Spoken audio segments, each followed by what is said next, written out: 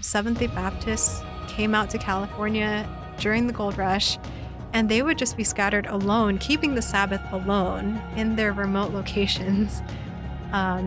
No church, very little community, and a minister would travel up and down the coast once a year to visit each of them. And so I just realized not only how different Seventh-day Baptists are now from Seventh-day Adventists, but also just what the ecumenical power of the Sabbath is. You could believe all sorts of things, and yet there's something about the Sabbath that ties people together across geographical distance, across doctrinal differences. That was just so striking to me, and it totally changed my perspective on the Sabbath, and that became a major theme in my work.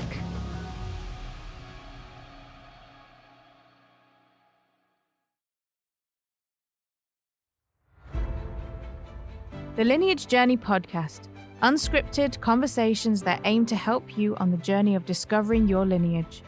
Join us as we take a deeper look into past Lineage episodes and see the lessons we can learn for today.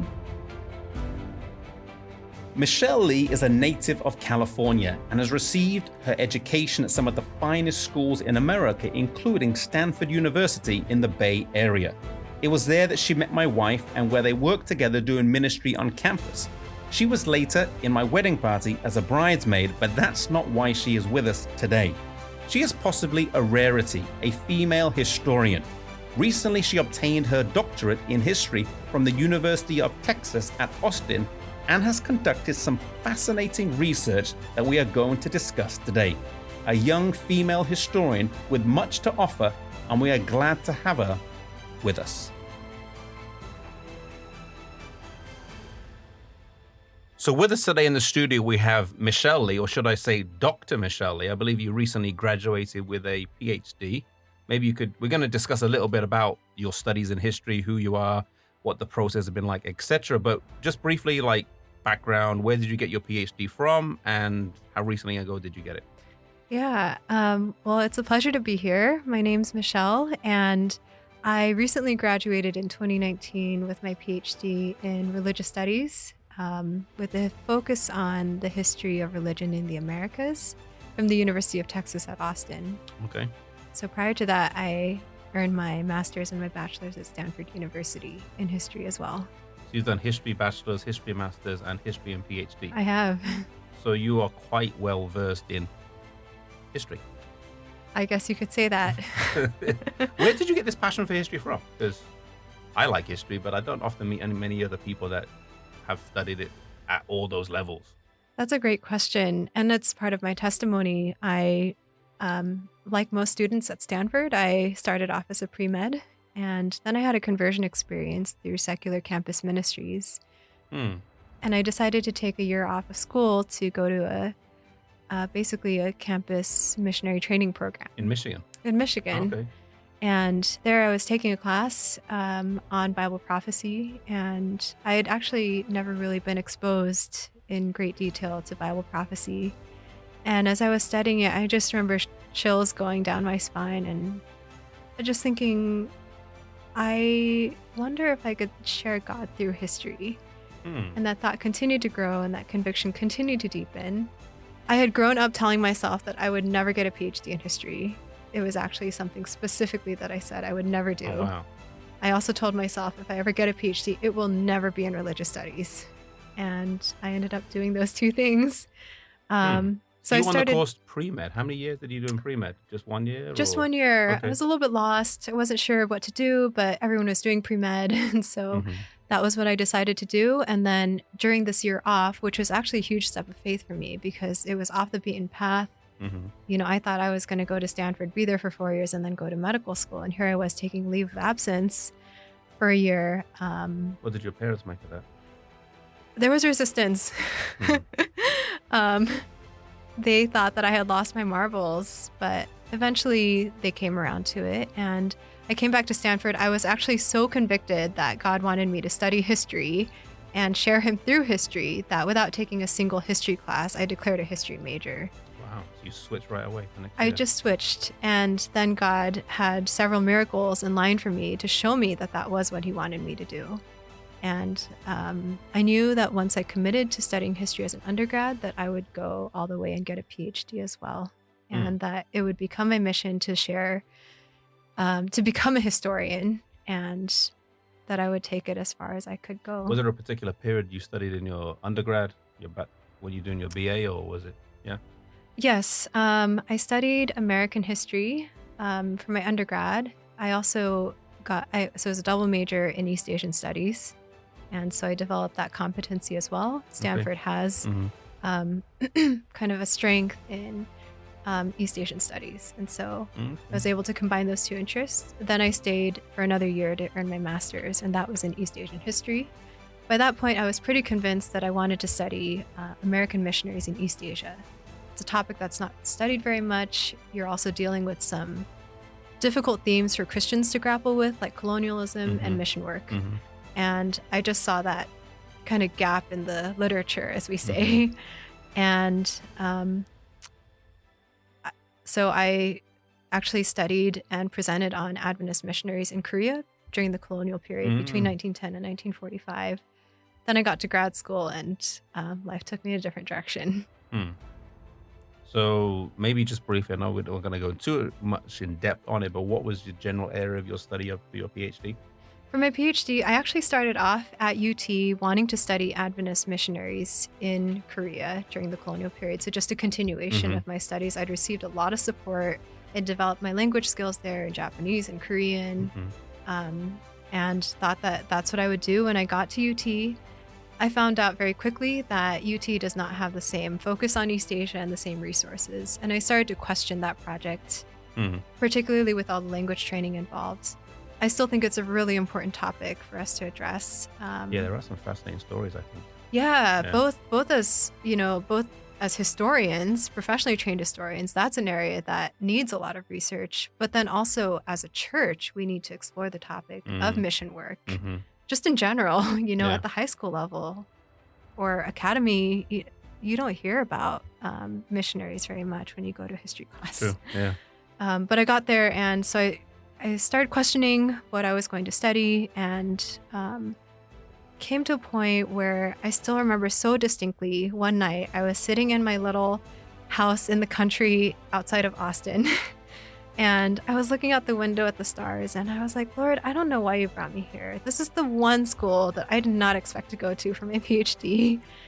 And here I am. They don't offer many resources for what I want to study. And what is it that you want me to study? And I just heard this voice and deep conviction: study the Sabbath, study the history of the Sabbath. And it just struck me right away. This is what I'm going to do. I was so excited, and immediately went and told my advisor, I want to switch my topic to the history of the Sabbath in America. And that was fine. That was, there was support for it. I think she was a little bit surprised, but she did support that. And it became a project unlike what I could have ever dreamed when I first decided to become a historian. I never, ever thought that I would touch that topic. Wow. Okay. So you got your PhD last year. What's 2 years ago. 2 years ago. Well, of course, I forget 2020 existed. It's almost like I always think last year is 2019. Now I'm sure I'm not the only one who does that. So you got it 2 years ago now, 2019. What's the process like for getting a PhD? I mean, I've never gone through that. What does it look like? Yeah, that's a great question. Some of our listeners may be thinking, they want to study as well, or they just may be interested. Explain a little bit. The advice that I got when I was an undergrad, when I was talked to my advisors, and I said, I want to get a PhD in history. They said, don't get a PhD in history unless there's nothing else that you can see yourself doing. It is very difficult to get a doctoral degree in the humanities, just a doctoral degree, period. But then in the humanities, the job scarcity is just so intense. And so I did it only because I felt very called to it. Of course, I think the more technical parts of it depend on the country that you're in. But I got my bachelor's, got my master's right after that. Then I was advised to take some time to make sure this is what I really wanted. And so I ended up teaching at a self-supporting institution in Arkansas for a year. And that was my wilderness experience. And then I think the Lord was preparing me to live in the South, because then I went to Texas for that. And it is a commitment. It's a 5 or 6, 7, 8, 9, 10-year process Mm-hmm. for a PhD in the humanities. In history, certainly, that's approximately how much time you'll spend, depending on the language training you need. And I think the best piece of advice that I got going into it is to treat it like a job. So I had a mentor at Stanford who said, what I did when I went through my PhD program is I went to the library from 9 to 5, and I didn't let anyone interrupt me during that time. I treated it like my job. And then I went home and I was with my family. And that was the approach that I took throughout the dissertation writing process. So is the majority of your PhD time, this may sound very basic, and if it is, that you can just laugh and say, that's a silly question, but is it actually classroom time or is it predominantly research time? Yeah. So for a PhD in history in the United States, usually it's 2 years of classwork at the beginning. So you're reading, all sorts of theory, and you're taking classes, or you're doing research papers, whatnot. And then in the third year, you study for your qualifying exams. For me, that meant reviewing the things that I had studied in the first 2 years, plus reading about 200 books. And then you take a written exam, Wait, or several. 200 books? Yes. Okay. And then All you right. take a series of written exams. And it depends on the program. And then after that, you kind of... And then you enter candidacy, which means that you've been approved to then embark on the dissertation writing process. So it's a pretty thorough process. Can be. So then you get approved for, you present a proposal, I'm guessing. for what You do wanna study. propose your project. So your PhD was you said you prayed and God told you to do it on the Sabbath. Is there a particular direction with the Sabbath that you went Yeah. in your research? The project evolved a lot over time. So UT Strength, the grad program that I went to, is to train historians hemispherically. So not just religion in North America, but religion in Latin America as well. And so my specialty is religion in the Americas.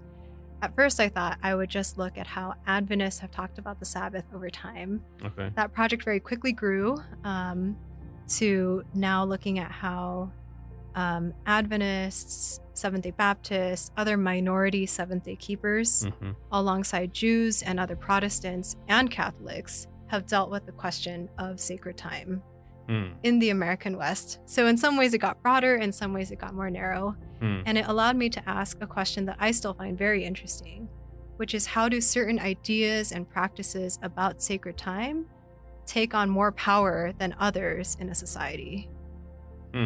So to word that more simply, it's, how do certain ideas gain more power than others, and certain religious practices? And of course, as an Adventist, I'm very interested in the Sabbath question. And so that became the question that I asked as I was doing the research. Then I had to choose a geographical focus, or I chose to look specifically at California from the gold rush onward. And that presented, actually, I didn't quite know where I was going with that. I just knew I love California. I love doing research here. I'm from California. But I actually realized I saw God's leading in that question over time, because California is a place without a Protestant establishment, unlike Massachusetts or the more eastern part of the United States. And when gold is discovered in California in 1848, by 1849, there's a worldwide gold rush here. How do then people come in and establish ideas about sacred time in a place without a strong Protestant establishment, which is what we normally associate with quote unquote Sabbath keeping or Sunday keeping in America? There's something to compare it to, or it's just kind of, it was wild. Right. Well, yeah, that's kind of the way that people view it. And so you very quickly find that Protestants, Sunday keeping Protestants, do come in, and they, within just a few years of California entering the Union, pass laws for Sunday sacrality. It's amazing how quickly that happens, despite California having none of that history that, for example, the Massachusetts Bay Colony has. So your wider research, are you planning to publish this? Is there a book on the horizon, or? I am. I'm revising my dissertation Okay. into a book right now. So stay tuned. Sounds interesting. We'll look out for that. And is there kind of, would you say, are there anything to say about the direction of our study on these subjects, how it's going? Is the study that you're doing different based on your generation as a millennial from previous generations in Adventist history or Christian Yeah. history? So I can speak to kind of the direction of Adventist history and how I see that going right now. Mm. I think that we're beginning to ask more questions about what life was like for the average Adventist. So when I typically think of Adventist history, or maybe when listeners typically think of Adventist history, they think of Ellen White, J.N. Andrews, Hiram Edson, these Uriah Smith, these big names. And Adventist history, as it is now, I perceive as very institutional. So you learn about the history of institutions. Now, and I think this follows the trend of just history as a field more broadly, you see people like myself, my colleagues in Adventist history, asking, well, what was Sabbath like for the average Adventist? Or how have Adventists dealt with the question of race or gender over time?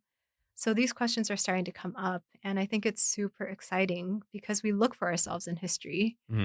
We look to see ourselves reflected in that. And if we continue to teach just a North American institutional story with a few main figures, I'm afraid that we're going to cease to speak to the church. When I think about the average classroom, it's so diverse now. Of course, it depends where you're at. But students look for themselves in history. They ask, where are the women? Where are the minorities? How can they connect with history? Exactly. And I think that's true of, both Adventist classrooms and non-Adventist classrooms. And so I see the questions I ask are, I think, very different than those of a generation ago. And I think there's strengths to both. Yeah. Okay, maybe let me ask you another question about your research, if you don't mind. When I think of PhD, and you mentioned you've got to do your classwork, and then you do your exams and candidacy, and then you go into your research. What is the process of research like? And I asked that question today because a lot of people say, well, they do research, and their research often involves going to Google and typing a question in Google, and they get an answer, and then they read an article. So maybe I'm insulting your intelligence here and whatnot, but what does research look like as a PhD student, as someone that's going beneath the surface who doesn't consider Wikipedia to be a authoritative source? What does it look like to research a particular subject? How do you go about it? I actually do use Wikipedia. Oh, you do? Okay. It's great. Oh, that comforts me. I don't cite Wikipedia, but Wikipedia footnotes are gold. And so I actually recommend that my students look at Wikipedia, not to cite it, but there's some great sources to be found. Yeah, that's a good question, Adam, because there's so much that's open access now. And so what can a professional historian do that maybe someone who's not trained in history, what's the difference there? Gosh, that's a hard question. I think that for me, and it really depends on what kind of history you're doing. I study the 19th and 20th century, so that's the 1800s, and for me, the early 1900s. So I'm often dealing with written materials. The average day of research for me would be going to an archive, would try to get a grant to go there, and larger institutions can be very generous with the sort of funding that they give you. And so you get a travel grant to go. And then you arrive at the library, you say, I want to look at the diaries of this individual. So they'll page the materials. It'll take, anywhere from a few minutes to a few days to get there. Then you're standing in the archive or sitting in the archive looking at, someone's diary from the 1800s. It's so exciting. And I always tell my friends, if you want to be famous, make sure you have good handwriting in your diaries because we can use them later. So then you're looking through the diaries and you're trying to answer a particular historical question. For example, how did this French woman living in San Francisco in 1855 spend her Sundays? So then you're looking at all the Sunday entries and you're trying to answer that question. You're taking notes, taking pictures, then you come back home. And what I love about history is that it's storytelling. So you're trying to fill in the gaps and say, okay, what story can I tell based on the evidence here? What story can I responsibly tell about this person? And that's the process of archival research. Now, other people deal with materials like, pottery or sacred objects. Really depends on what your questions are and what access you have.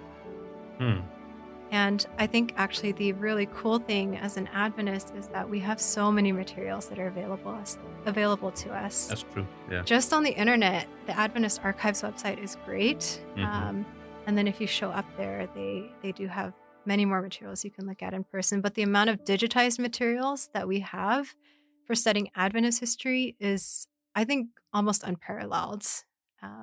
Really? Compared to any American denomination. Maybe the Mormons. Yeah, they do have a pretty thorough. So you're looking at a lot of original source materials. Correct. Would you say? Yeah, and then at the same time you're also looking at secondary sources. You're looking at what other scholars have written about your topic and trying to either argue with them or agree or add to what they've done, and you're making a contribution in that way as well.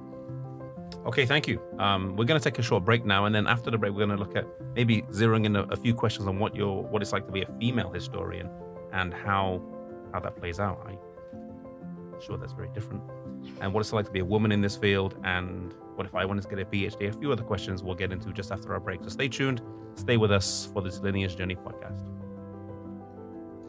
Lineage is a non-profit organization kept running by generous donors like you. Support us today on patreon.com/Lineage Journey.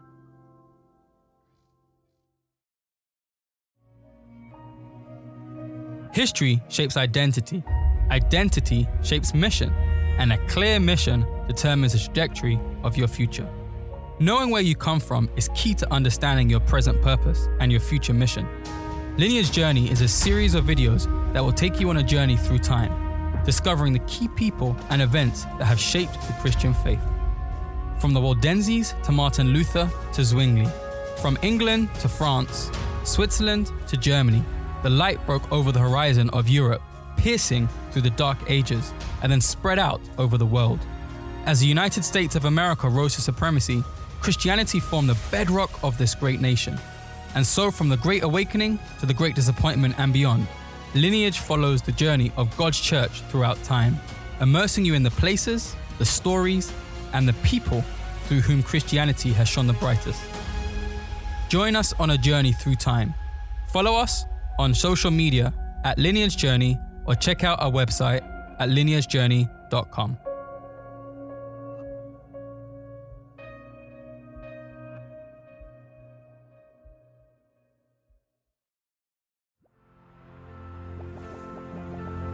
Lineage Journey not only produces video content, but instructive and illuminating resources to teach young and old about Christian history.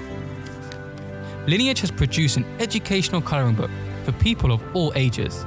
It includes original artwork from Ashley Bloom, highlighting the various heroes of the Reformation. Each scene has a matching story, and there are also QR codes to connect you to the website for more information and to watch the videos. There are also fun facts and memorable quotes to accompany the scenes to color in. Designed for young and old alike, get your copy now at lineagejourney.com.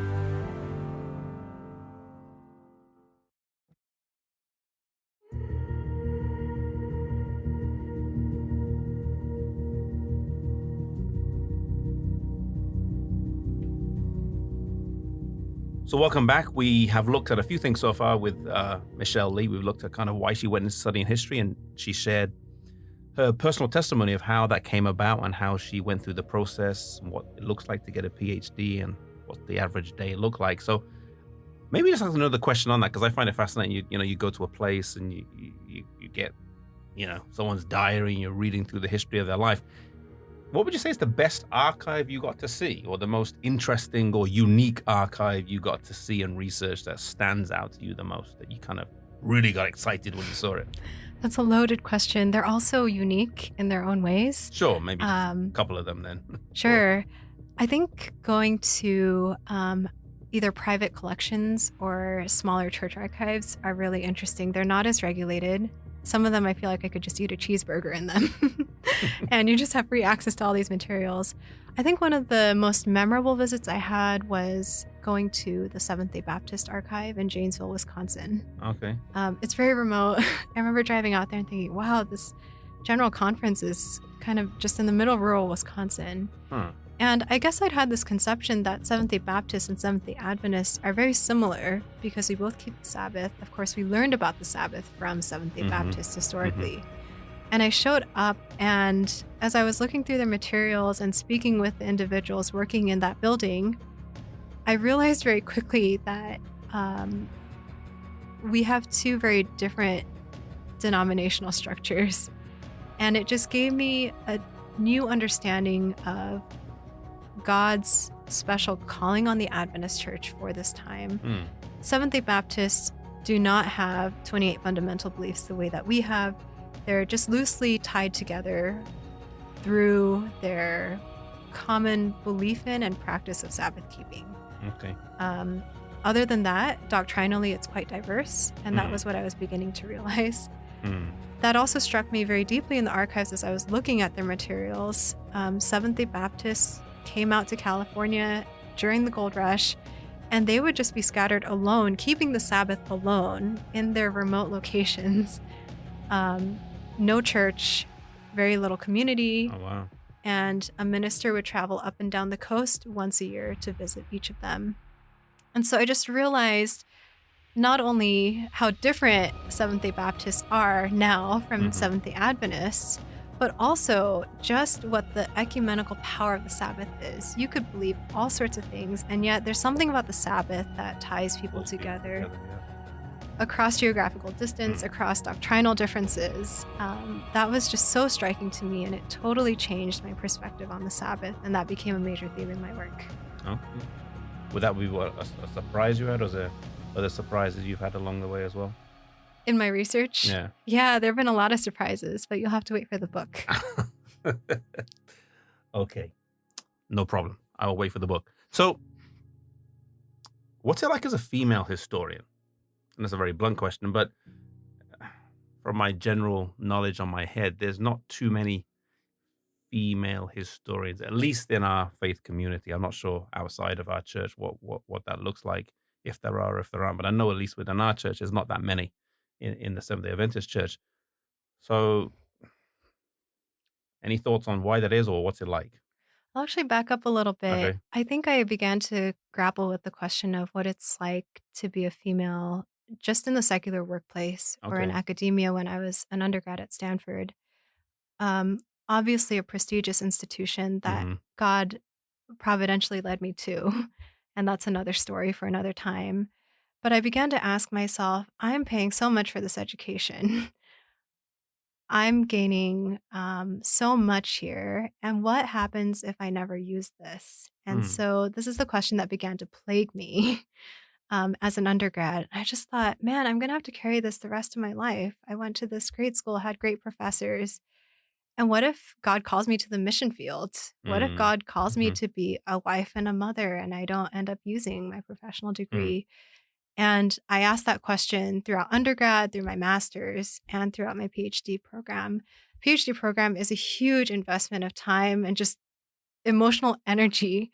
It takes so much out of you. You're not only learning new professional skills, but you're also acting within a professional environment, undergoing a process of socialization into academia. hmm And you're thinking, at the end of all this, am I going to have a job? What if I never have a chance to use Mm. this degree as a female? Mhm. If I'm committed to marriage and family in a particular way where I won't be teaching. hmm And of course, everyone approaches career hmm differently. hmm And the Lord led me to this conclusion.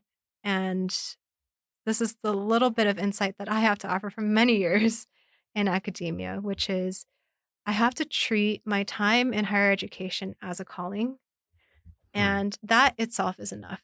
And so if my 5-6 years getting my PhD is my only exposure to academia, that's enough, because God can use me in that time to have crucial conversations with colleagues, to learn more about the world, to reach other individuals for Christ. And at the end of the day, I can walk away from this and be completely free and not have that burden. As a female historian in the Adventist Church, there's not many of us. In fact, you and I were talking before this, and we could only maybe think of 2 or 3. And forgive me if I'm missing others, but I think that I'm learning more about my own positionality, and that's a fancy way of saying I'm learning more about how who I am affects my work.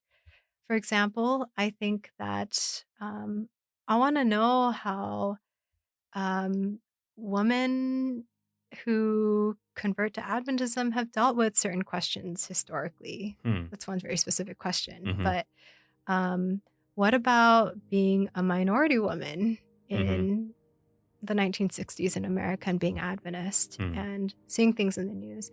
And so I think you start to ask different questions based on life experience, and that's natural. Everyone does that. Yeah. But certainly the career question is one that I've really seen God work providentially in, and it just lifts the burden. For example, I never thought that my career would take the direction that it has. And yet I'm at perfect peace with it. And so that's just my advice to any woman, but just really anyone considering higher education, is to treat that itself as your calling. As a calling. I think that's key, that people know what their calling is, whatever it might be, and stick to that and be sure of that. And so thanks for sharing that. I think that's very important and also encouraging to people that are listening. So what if someone's listening and they're asking the question, what if they want to get a PhD? What advice would you give to someone? Wow, that's... I mean, you said that when you were younger, you said, I'm never going to do that, but... Yeah. The advice that I got when I started the PhD program, and God has his way of calling you, and so that's not for me to speak to, but higher education, like I've mentioned, is so intense. You're drinking in so much intellectually and socially. And the advice that I got was to have a daily diet of scripture and prayer, but also to find community. And I think without those two, I would have been a very unmoored person. So for me, being active in campus ministries, being active with my local church, and having that time in prayer and scripture, I mean, it's through that I came to the dissertation topic that I did. Those two things absolutely will get you through. To be rooted in community and rooted in God's word. It's so easy. I think that actually also really impacts your scholarship. When you're in the ivory tower, it's so theoretical, it's so abstract. You're dealing with questions like power and hegemony, and if you continue connecting with people, then even the audience that you write for becomes different. How readable should my work be? And who am I going to involve in my work? For example, I realized as I was just interacting personally with a lot of Sabbath keepers that they wanted their stories told. They didn't see themselves in that story of Sabbath keeping, aka Sunday keeping in America, that has such Puritan, strict overtones. And I realized that there are all these minority communities that are like, hey, where am I in the narrative? And it was through those personal interactions that started to shape my work. Okay. I think it's so important, keeping that connection.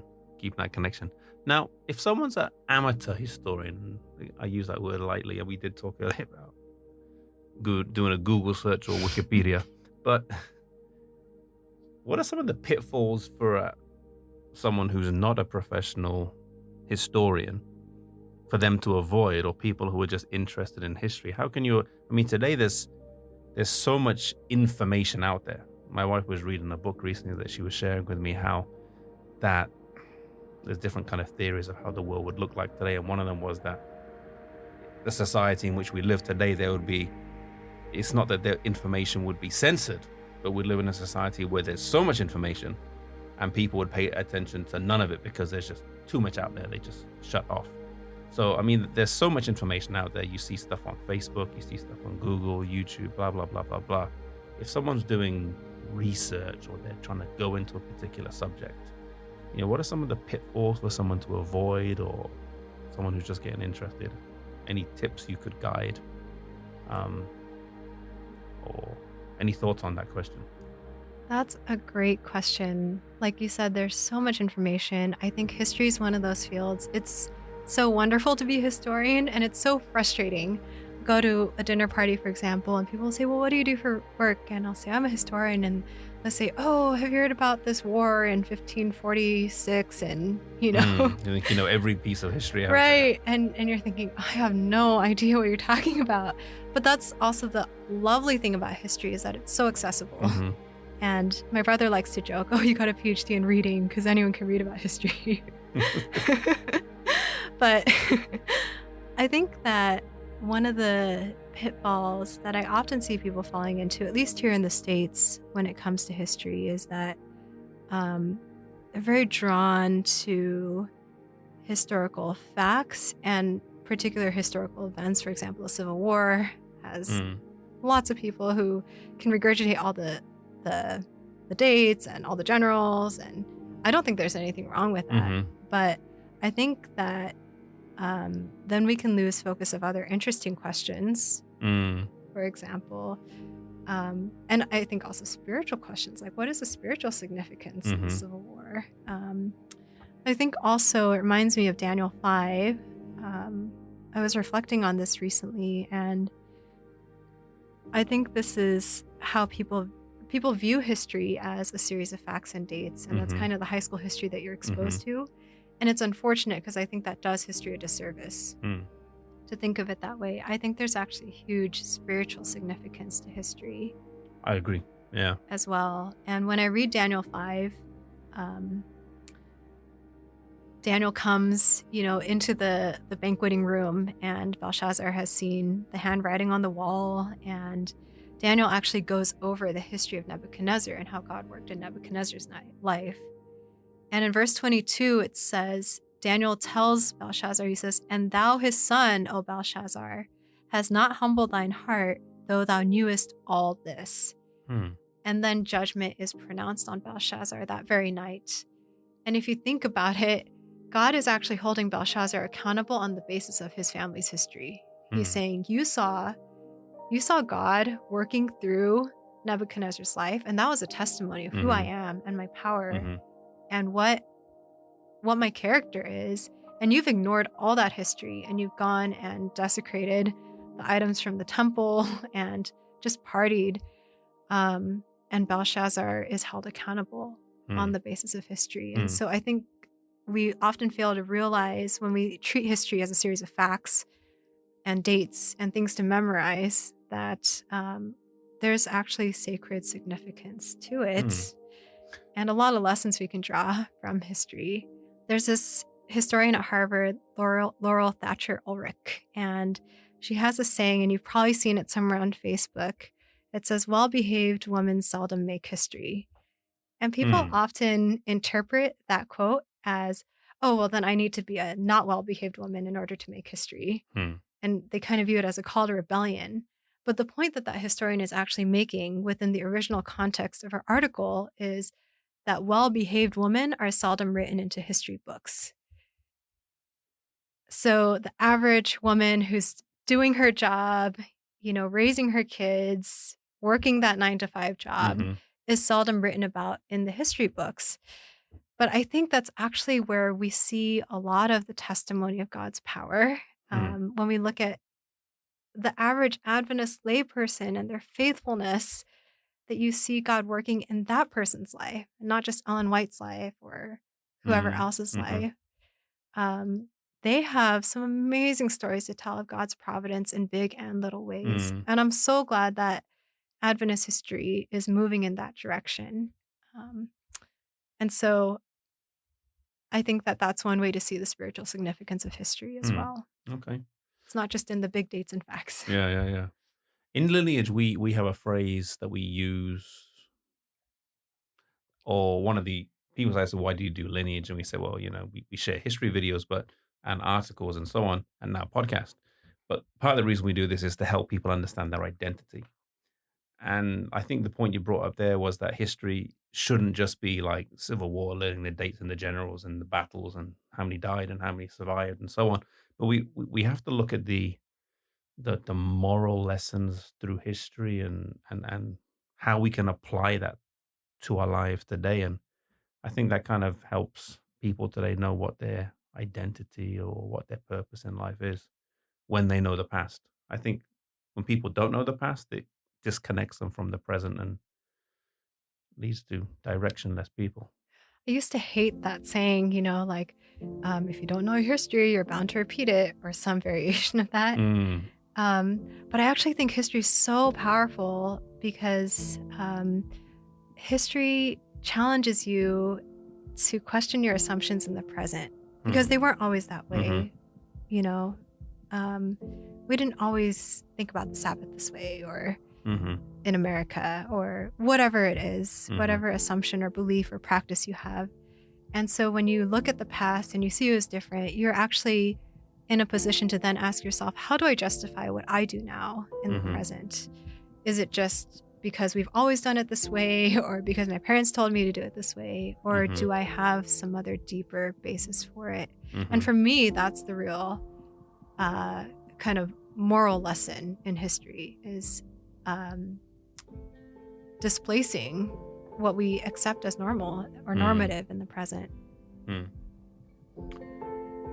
What would you say is the spiritual impact of studying history has had on you? I think in addition to the things that we've discussed, it's just the opportunity to talk with people from so many different walks of life. The Sabbath is a beautiful topic. I'm only talking about my experience. Sure. But being able to talk to people about rest is such an amazing experience. There are so many religious traditions that have a day of rest or period of rest or a place of sacrality. And being able to connect with people throughout the PhD process as a young historian has been so rewarding. I have colleagues who are Jewish, who are not affiliated with any sort of religious tradition. And those conversations for me have been some of the most transformational. Thank you. Final question. Well, maybe there'll be another one after this, we'll see. Is you studied history, you studied it at a secular institution, University of Texas, and before that Stanford, but then you also said you had experience with campus ministry. Are there any, to someone who's listening who's a Christian, who may be going to a public school? Because I believe, if my understanding of the numbers are correct, the majority of Christians don't study at Christian institutions. They're actually studying at secular or non-Christian institutions. What advice would you have for someone who's studying in a secular institution? So I was trained in the field of religious studies, which is the secular study of religion. Okay. It is not supportive, at least in theory, of scholars who are professing. And so I think this is a super important question. Because if you know that you're taking a religion class at a secular university and it's being taught from a certain point of view, I think you'll realize that it will challenge you very much. People often think of the sciences as being where religion is viewed in a hostile manner, or personal religious belief and practice, I should say. But I actually find that the humanities are very much a challenging place for professing Christians. And I would just go back to that advice that we discussed before, which is that daily diet of scripture and prayer, and then also sharing it so that it's not theory, it's real life. There are students, fellow students out there who have questions, who are struggling, and you have such an opportunity to come near them and be their friend and share in that way. That's my advice. Ellen White has a chapter in Third Selected Messages called Attending the Colleges and Universities of Our Land. And I would recommend that anyone considering going to a secular university who's a Christian or Adventist would read that. It has amazing advice, written actually at a very crucial time in the history of the University of Michigan. And she's writing specifically to students at the University of Michigan. Adventist students who are going there. The University of Michigan is undergoing this transformation into the German university model, which is very secular. They're getting rid of their mandatory chapel services, and they're transforming at this very historical moment that Ellen White writes. And I believe that the University of Michigan at that point was transforming into the university that we see today, the big research university. And she has excellent advice. I'll allow the listeners to read it for themselves, but that would be my recommendation. Thank you. Yeah, I've read that chapter as well. It's a fascinating chapter. And I think, like you say, anyone who's studying at a secular institution, it's important for them to be spiritually prepared for the challenges that they face in. Absolutely. And I think it only takes one person. When I was a student at Stanford, I was the only Adventist that I knew of. Wow. And well, it was me and your wife, actually. Oh, yeah. She was working at the church nearby as a Bible worker. And I thought, well, I'd really like to see an Adventist community here. And it was me and her going door to door in my dorm, my freshman dorm, trying to find people who wanted to join our Bible study. And it's amazing. And I'm like, I would just pray and God would allow me to meet other Adventists just walking down the street on campus. And so I knew God was leading. And over time, God grew that campus ministry. And it was such a blessing. That's actually part of the reason that I decided to be rebaptized. I had a conversion experience through that. And so there's nothing that's ever lost from just sticking your foot out there for Christ. That has been a transformational experience for me. Excellent. Well, thank you for sharing on that. And I think encourage anyone who's listening to get involved in a campus ministry.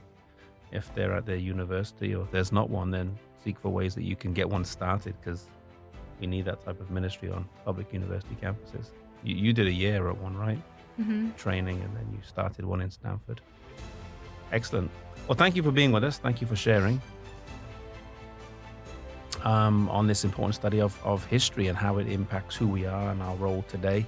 And for those of you who are listening, I would encourage you that if you are studying at a secular school, institution of higher learning, that you really understand and have a clear grasp of who you are and why you're there, and may that guide your mission and your purpose, and that you would, really follow. I think one of the things listening to Michel's testimony is that the subject that she studied, it was because she really felt called to study that subject. And maybe it's not history for you, but whatever line of study that you're in or occupation, make it something that you are called to do. And when you're in your calling and you know that your purpose is clear, then it's so much easier to live a life that's fulfilled, and a life where you can fulfill the mission that God has called for you. So thank you guys for listening. Thank you, Michel, for being here with us and for sharing. And thank you for your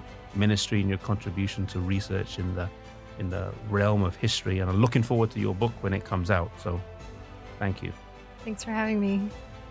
Thank you guys for listening, and we look forward to connecting with you on a future episode of the Lineage Journey podcast.